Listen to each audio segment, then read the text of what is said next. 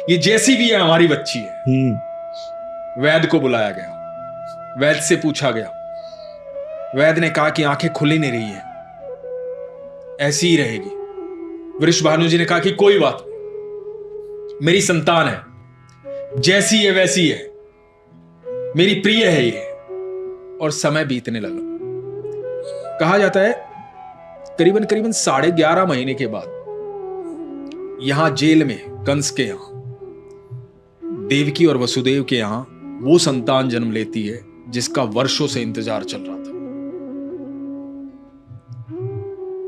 जिसके लिए मां देवकी इतने सालों से तड़प रही थी।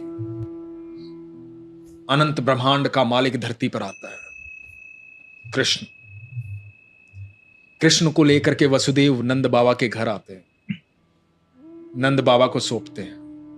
इधर जब नंद बाबा के यहां कृष्ण आ जाते हैं तो नंद बाबा उत्सव मनाते हैं।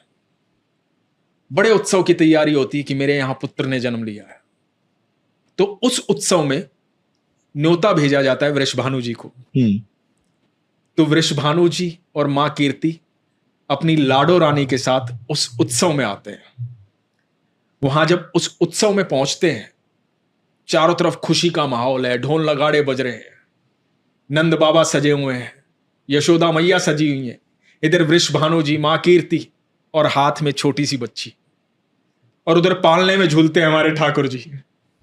तो मां कीर्ति की गोदी में छटपटाती है लाडो, नीचे उतरती है, पहली बार धरती पर पैर रखती है और अपने घुटनों के बल चलती चलती पालने तक जाती है।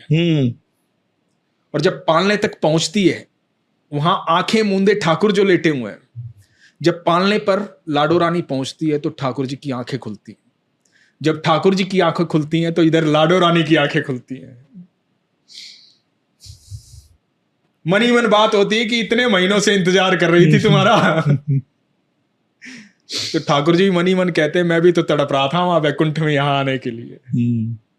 तो इतना अद्भुत प्रेम कि उसके लिए इतना इंतजार, इतना प्यार। तो राधा रानी ने इस धरती पर सबसे पहले किसी को देखा तो वो कृष्ण थे।